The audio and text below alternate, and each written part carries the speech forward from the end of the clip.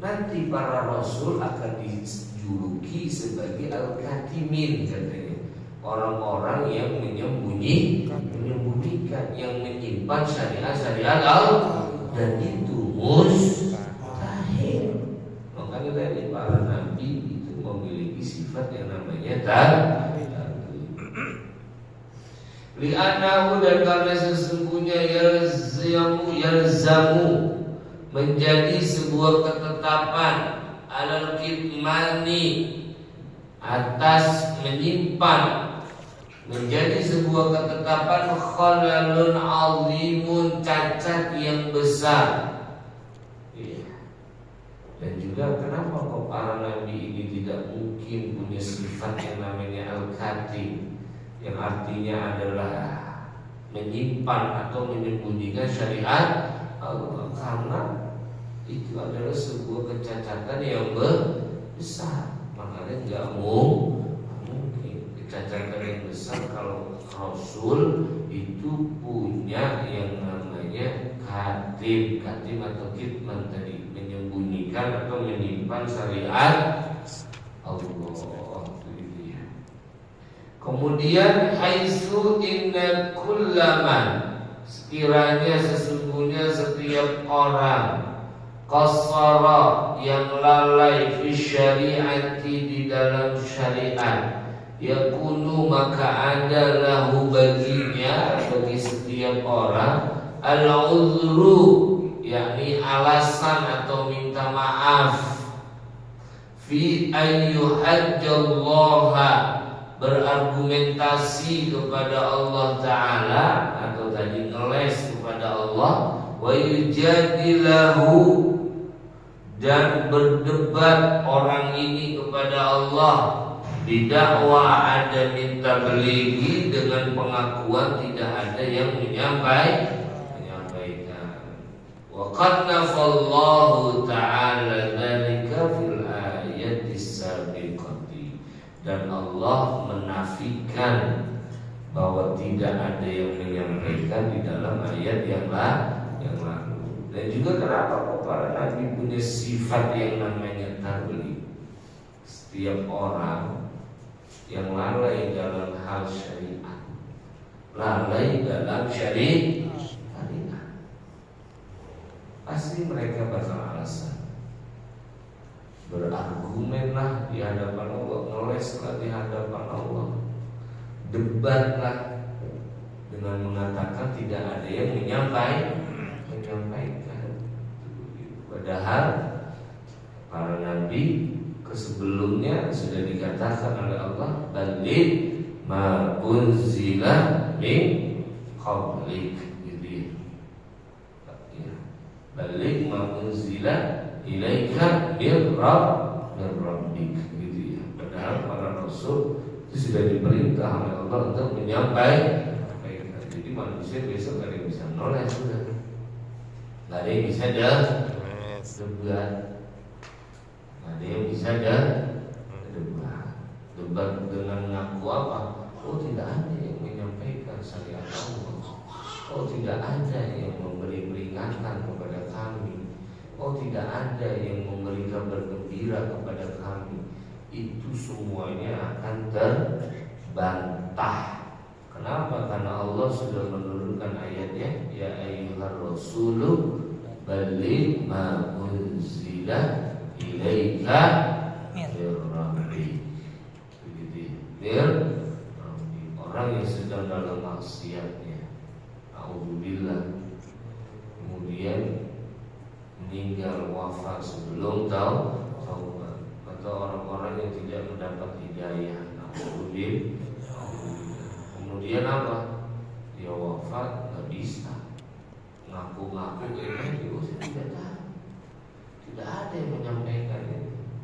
Nah, itu tidak bisa. Itu kan yang namanya tadi itu, orang yang lengah di dalam syariat, mereka alasan, nanti berargumentasi di hadapan Allah, berdebat kepada Allah dengan tidak adanya yang menyampaikan.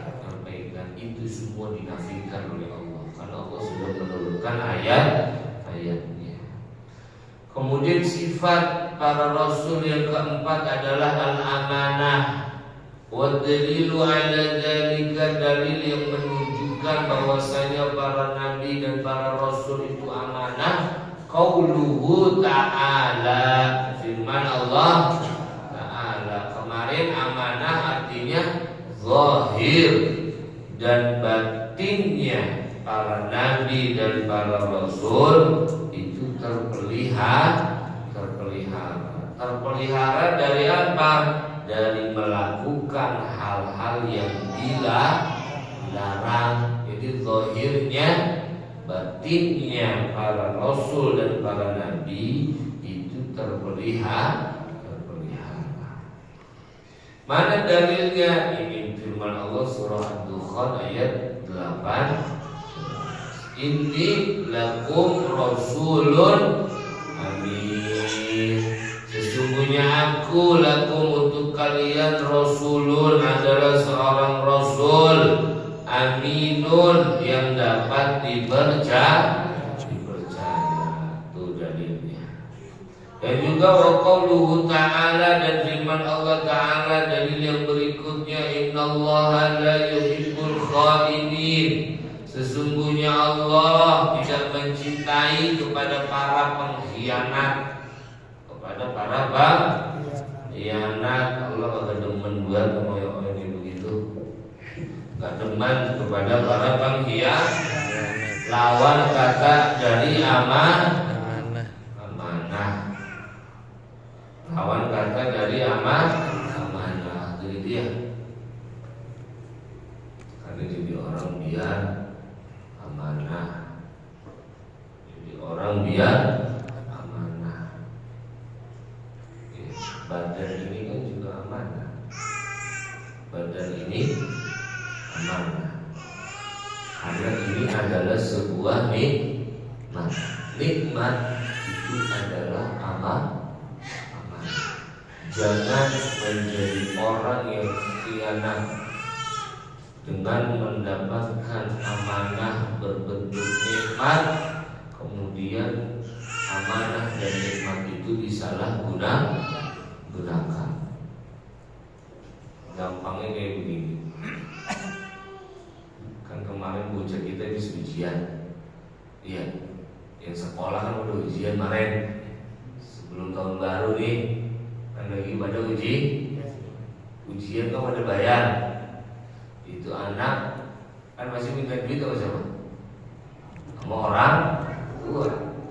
Pak, Bu, duit buat apa? Bayar ujian. Orang tua ngasih duit ujian sebesar 300.000. Ke siapa? Ke anak. Berarti anak ini mendapatkan amanah dan nikmat. Duitnya dipakai buat main PS sama bocah. Duitnya dipakai buat main internet sama tuh bocah. Duitnya dipakai buat top up. Tahu top up kan biasanya sekarang pada top up itu ke toko pulsa. Ya pada top up apaan sih kalau ini namanya bocah apa begini? Dapat amanah, dapat nikmat, tapi disalahgunakan.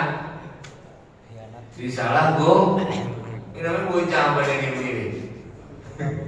Dikasih duit ujian sama orang tuanya malah dipakai buat main PS, buat warnet, ya, buat top up game itu yang ada di HP-nya. Bocah apa yang begitu?